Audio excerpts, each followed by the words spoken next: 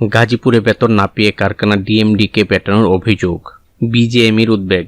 Police বলেছে চট্টগ্রামে আইনজীবী হত্যায় অংশ নেন 25 থেকে 30 জন।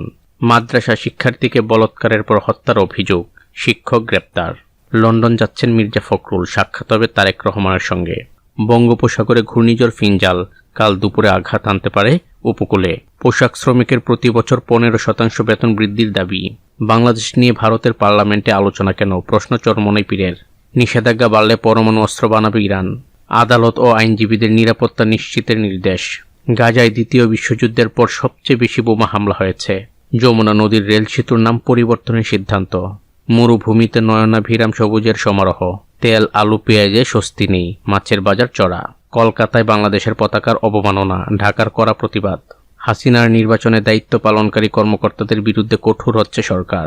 গণমাধ্যমের স্বাধীনতায় হস্তক্ষেপ করা যাবে না,